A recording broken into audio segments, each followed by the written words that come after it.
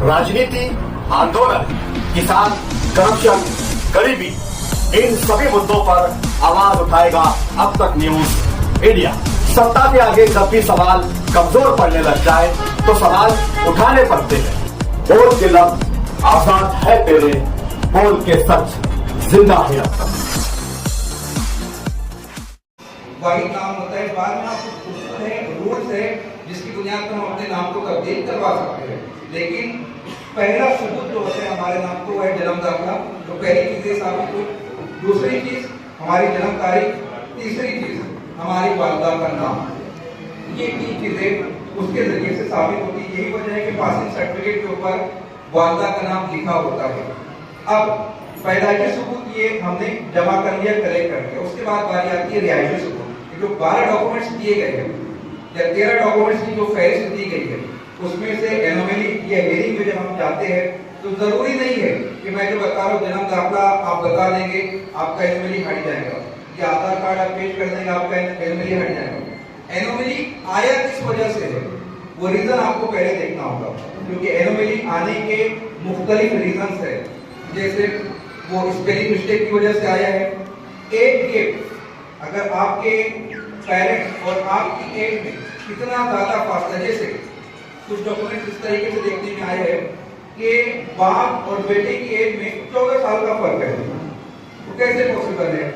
उसके हवाले से फिर जो 8 और 9 कंडीशन वो बताए गए हैं कि बहुत ज्यादा एज के अंदर फासला पाया जा रहा है, रिहाइश में पैदाइश में फासला पाया जा रहा है, बाप का जो डॉक्यूमेंट है वो यूपी का है, बेटे का जो डॉक्यूमेंट है वो मालेगांव का है। तो इस तरीके से जो तफावत पाया जा रहा है वो रीजन क्या है, वो रीजन आपको तलाश करना है और उसके अकॉर्डिंग ये जो डॉक्यूमेंट्स बताए जा रहे हैं वो आपको देखना है।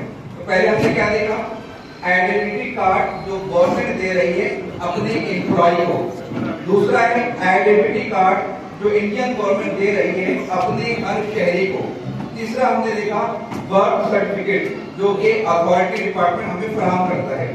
चौथा है पासपोर्ट। अब एलसी जन्म दाखिला, इसके बाद जो सबसे वैलिड डॉक्यूमेंट है वो है पासपोर्ट। वजह, पासपोर्ट बनाने के लिए बाकी जो डॉक्यूमेंट्स है वो भी वेरीफाई करवाए जाते हैं, पुलिस इंक्वायरी होती है, उसके बाद में पासपोर्ट इशू किया जाता है।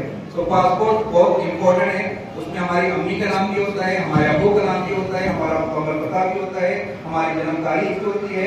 बैंक के जरिए से जो अकाउंट होल्डर्स हमको वेरीफाई करते हैं, बैंक ऑफिसर, उसकी तफसील भी होती है, और हमारे एरिया का जो पुलिस इंस्पेक्टर होता है वो भी हमको क्लीन चिट देता है, एनओसी देता है, उसके बाद में पासपोर्ट इशू किया जाता है।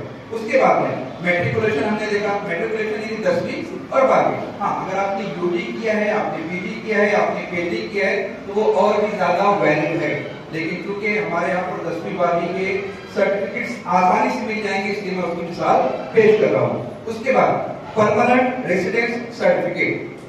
परमानेंट रेसिडेंस सर्टिफिकेट अभी अलग अलग होता है, अलग अलग शहरों, जैसे औरंगाबाद में अगर आप पढ़ने के लिए जा रहे हैं, आपको वहां पर रेंट पर घर लेना है तो यूँ आपको रेंट पर घर नहीं मिल जाता है, आपको मकान मालिक के साथ में एक ड्राफ्ट तैयार करना होता है, कमिश्नर के ऑफिस में जाना होता है, दोनों की हेयरिंग होती है, डेट दी जाती है, एक डीड बनती है, डीड बनने के बाद आपको जो है वहां पर रहने की परमिशन दी जाती है। तो एक आपको वो सर्टिफिकेट हो सकता है। क्यों ये मैं बता रहा हूँ, क्योंकि वोट बढ़ाने के लिए ये वोटर लिस्ट में अपना नाम शामिल करने के लिए अपना जाती मकान होना जरूरी नहीं है।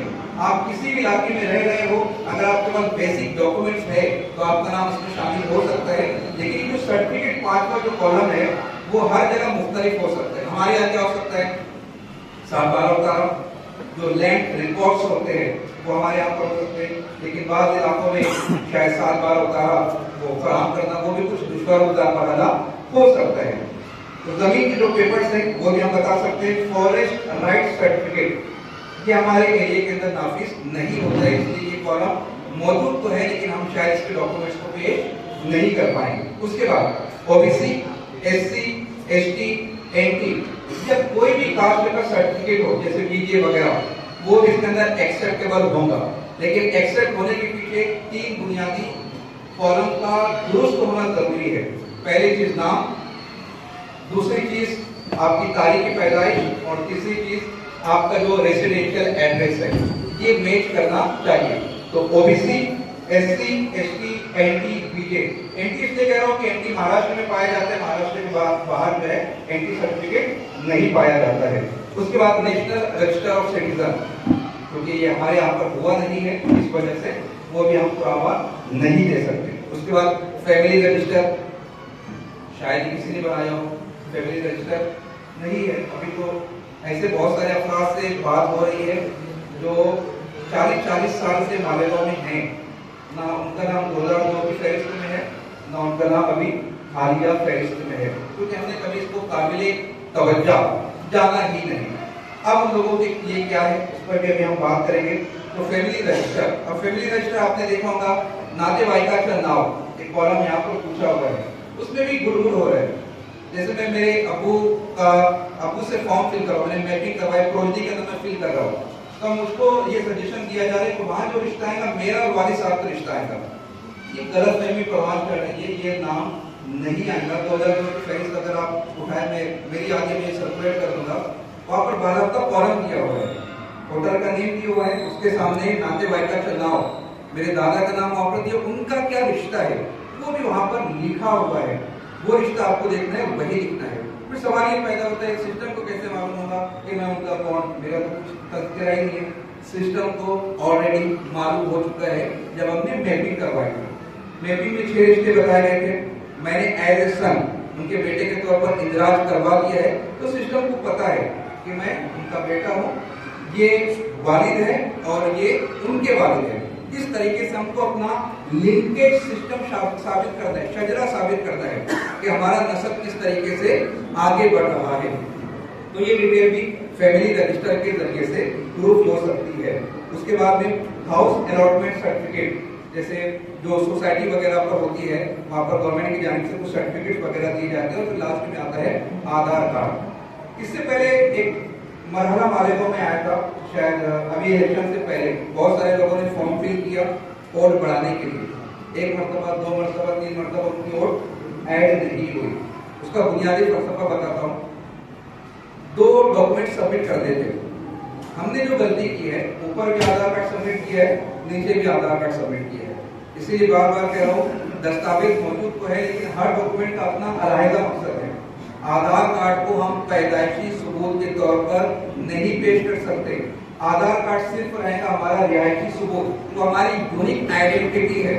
पैदाइशी सबूत के लिए वही सारी तफसील हमको देना रहेगी। पहला है जन्म दाखिला, दूसरा है LC, तीसरा है मैट्रिकुलेशन का जो सर्टिफिकेट या फिर UG PG हम कर चुके हैं तो उसके जो सर्टिफिकेट्स होते हैं उसके जरिए से।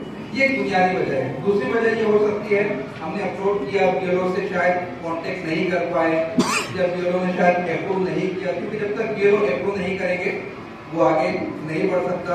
मालेगांव के BLO होंगे तो माफी चाहता हूँ अगर, क्योंकि आप लोग की तरफ से कुछ एप्रिसिएशन भी मिल रहा है और कुछ BLO की तरफ से थोड़ी सी धमकी आमेज कलमात भी मौसूल हो रहे हैं। उनका ये कहना है कि घर बैठकर वीडियो बनाना आसान है, फील्ड पर उतर कर देखो तो फिर पता चलेगा। तो मेरी नजर में सिर्फ मालेगांव के BLO नहीं है, इस वक्त पूरे हिंदुस्तान में फेज 3 स्टार्ट हो चुका है। 16 रियासतों और 2 मरकज के जेर इंतजाम जो इलाके हैं वहां पर SIR का काम हो रहा है। तो सिर्फ मालेगांव नहीं, लाखों करोड़ों अफराद इस वक्त ड्राफ्ट में शामिल भी हो सकते हैं और कई लाख अफराद ड्राफ्ट से निकल भी सकते हैं। निकल जाना, ठीक है, मुसीबत तो है। हमको बताया जा रहा है कि 5 अगस्त, अभी 3 फॉर्म जो होल्ड पर है, form number 6, form number 7, form number 8, ये होल्ड पर रखेंगे। आप उसको सबमिट भी करेंगे तो एक्सेप्ट नहीं हो रहा है, लेकिन 5 अगस्त के बाद में वो पीरियड स्टार्ट हो जाएगा। उनके नाम ऐड तो हो जाएंगे, लेकिन शायद एक गंभीर मसला ये है, वोटर लिस्ट में उनका नाम ऐड हो जाएगा, SIR के ड्राफ्ट में उनका नाम ऐड नहीं हो पाएगा। इन फ्यूचर अगर बाद में SIR होता है और उस वक्त आज के SIR को सबूत मांगा जाएगा तो उस वक्त फिर वो अपना सबूत पेश करने से काफी रहेंगे, क्योंकि 2002 की यादी ये महाराष्ट्र में मांगी जा रही है। दूसरी रियासतों में 2003 की भी तलब की गई, 2004 की भी तलब की। अब क्यों ये तलब की जा रही है, उसकी वजह 1987 से पहले अगर कोई हिंदुस्तान में पैदा हुआ तो वो जन्म सिद्ध हिंदुस्तानी है। अब 87 के बाद कायदा तब्दील हुआ तो मेरा नाम कब ऐड होगा, जब मैं 18 साल का हो जाऊंगा। वोट ऐड करने के लिए दो कंडीशन है। पहला, एक तो हिंदुस्तानी शहरी होना, दूसरा एक जो है 18 साल की होना। तो जब मैं 18 साल का हो जाऊंगा तो आप 87 में 18 साल ऐड कर दीजिए, 2004-5 आता है। लेकिन क्योंकि उस वक्त हमारे यहाँ ये काम नहीं हुआ था, इस वजह से 2002 की यादी मांगी जा रही है। लेकिन दूसरी रियासतों में 2003 में काम हुआ तो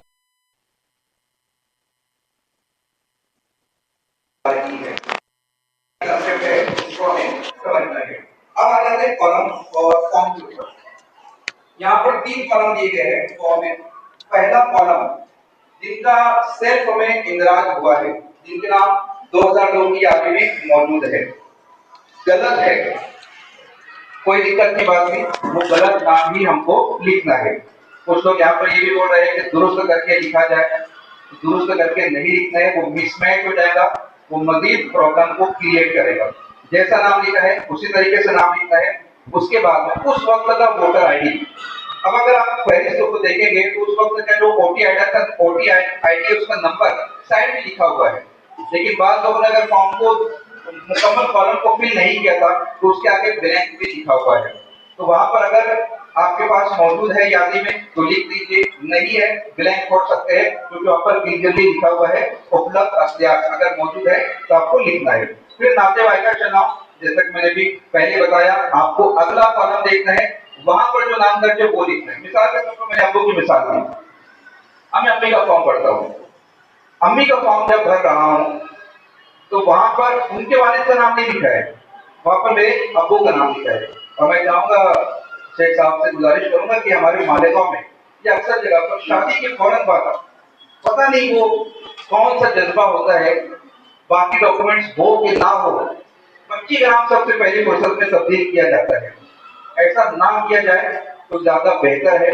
कानूनी दुश्वारियां आगे बहुत सारी आती है। जो सर्विस पेशा खवातीन है, आप उनके डॉक्यूमेंट्स देख सकते हैं, वो कभी भी अपने शौहर का नाम इंटर नहीं करवा। मेरे सर्टिफिकेट है हमारे पास अपना रिश्ता बताने के लिए, अज़दवाजी रिश्ते को जाहिर करने के लिए अदर डॉक्यूमेंट्स है हमारे पास। अगर वो एज इट इज डॉक्यूमेंट्स रहेंगे तो ज्यादा आसानी रहती है। ये एक अदर कास्ट से हमने उसको सीखा है और उसको हम अप्लाई कर रहे हैं।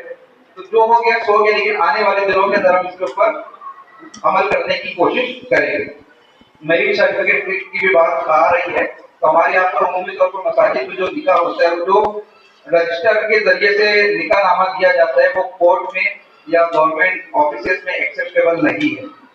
अभी वक्त है, अगर आप उसको कोर्ट की मार्फत बनाना चाहते हैं या फिर काजी साहब की मार्फत बनाना चाहते हैं तो अभी आपके पास वक्त है, आप उसको बनवा सकते हैं। तो मैं अम्मी की एग्जांपल दे रहा था, तो अम्मी के आगे जो नाम लिखा है, अबू का नाम लिखा है, तो मुझे वहां पर अपने वालिद का नाम लिखना है और रिश्ता, अब यहाँ पर मुझे पति लिखना है।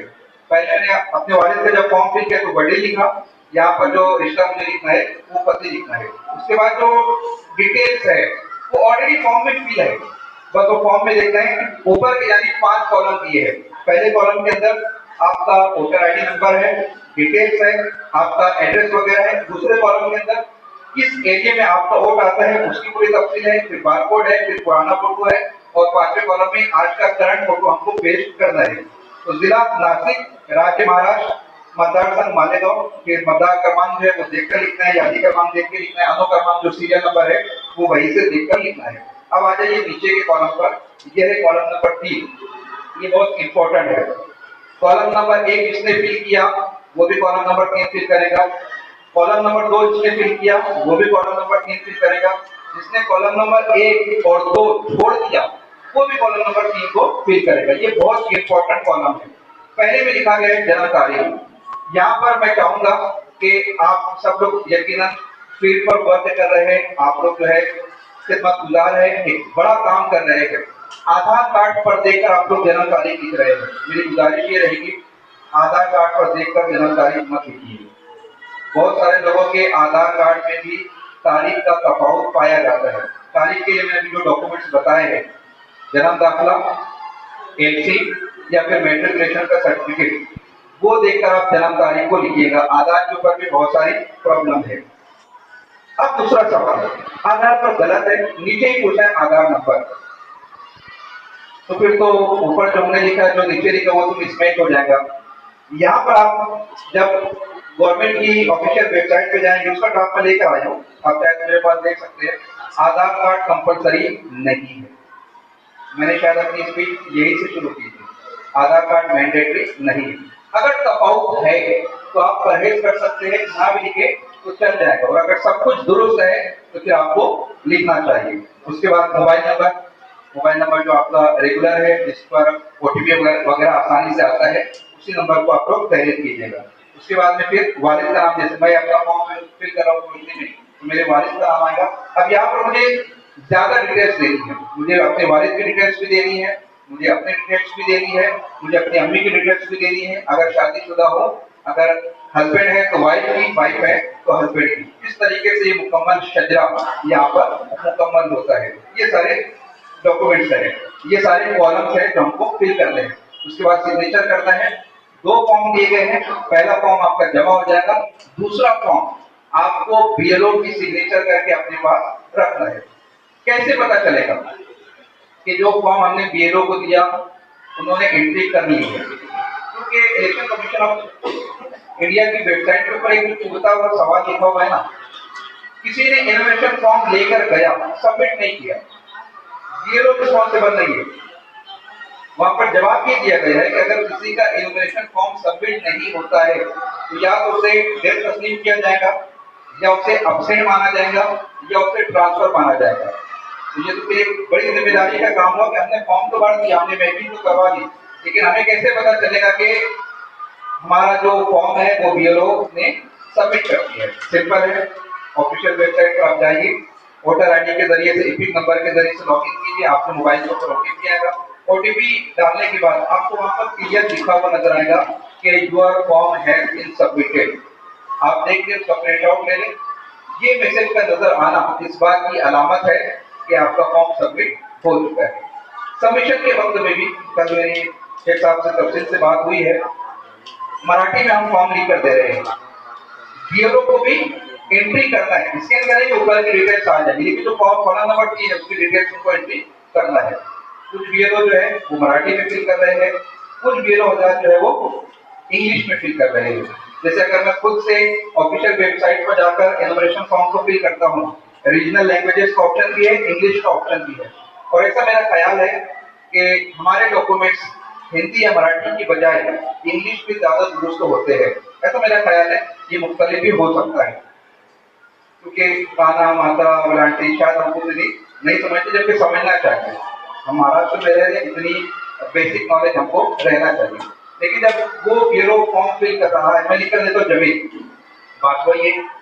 वो अगर इंग्लिश में फिल कर रहे हैं और उजरत में वो डबल ई की जगह आई का इस्तेमाल कर देते हैं, मैंने तो सही किया ना, लेकिन उसके बाद भी फिर एनुअली में नाम आ सकता है, हेयरिंग में मुझे जाना हो सकता है, उसके ऊपर और बातचीत करने वाले के क्या कुछ हम इसके हवाले से कर सकते हैं, ताकि डॉक्यूमेंट्स देने के बाद हमारे पास किसी किस्म की कोई तकलीफ बाकी ना रहे।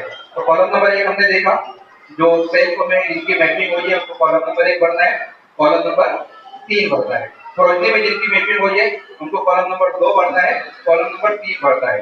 जिनका 2002 की आदि में कुछ भी नहीं, ना अम्मी का नाम, ना अब्बू का नाम, ना दादी है, ना दादा है, ना नानी है, ना नाना है, ऐसे में क्या करना है, उनको सिर्फ कॉलम नंबर 3 फिल करना है। जिनके इस वक्त की आदि में नाम भी नहीं, उनको क्या करना है, उनका इनोमिनेशन फॉर्म नहीं आएगा, लेकिन 5 अगस्त के बाद ये जो 3 फॉर्म है, एडिशन, करेक्शन, डिलीशन, ये तीनों फॉर्म एक्टिवेट हो जाएंगे। उस वक्त वो फॉर्म फिल कर सकते हैं, उनका वोट ऐड हो जाएगा, लेकिन शायद उनका नाम एसआईआर के ड्राफ्ट में नहीं आएगा, वोट उनकी बढ़ जाएगी। क्योंकि पहले ही यहाँ पर क्या कहा जा रहा है कि एसआईआर जो है वो सिटीजनशिप को चेक करने का अमल नहीं है, लेकिन पहला कदम हमेशा दूसरे कदम की बुनियाद होता है। तो ये कुछ बुनियादी बातें हैं। अब अगर आपकी जानिब से कुछ सवाल हो तो आप उसे पूछ सकते हैं। एसआईआर की जानिब से जो स्टेट्स है,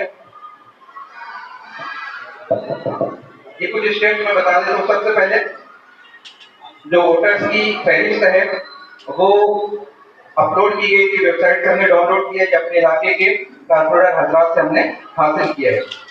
दूसरा काम हमने क्या किया, मैपिंग का किया है। तीसरा काम हम क्या कर रहे हैं, एनुमरेशन फॉर्म का कर रहे हैं, जो कि डोर टू डोर जाकर सबमिट डिस्ट्रीब्यूट करेंगे, हमें फिल करके सबमिट करना है। उसके बाद में 29 जुलाई से पहले वो ऑनलाइन अपलोड करेंगे। 5 अगस्त से 4 सितंबर के दरमियान ऑब्जेक्शन एंड क्लेम पीरियड है। सितंबर के साथ ही में हमें नोटिस फेज ये फेस करना है। नोटिस फेज क्या होता है? जैसे मैं एनोमली में आ रहा हूँ, किस रीजन से आ रहा हूँ, वो नोटिस मुझको बीएलओ के जरिए से मिलेगी और मुझे वो डॉक्यूमेंट्स हियरिंग में जाकर पेश करना है, उस रीजन को हटाना है। अगर वो एक्सेप्टेबल है तो एनोमली हट जाएगा, ड्राफ्ट में नाम आ जाएगा। और अगर वो डॉक्यूमेंट्स काबिल कबूल नहीं है, जैसे एनोमली में बहुत सारे लोगों के नाम आएंगे, लेकिन ऐसे माले को बहुत सारे अपराधी जो मैं 13 डॉक्यूमेंट की लिस्ट पेश की है, उन लोगों के पास शायद इसमें से एक भी ना हो, ऐसे लोग भी शहर में मौजूद है। तो उन लोगों के लिए भी मसाइल बढ़ने वाले, वो नोटिस फेज में लिया जाने वाला है। उसके बाद में फिर फाइनल ड्राफ्ट दायर होगा 7 अक्टूबर 2026 को।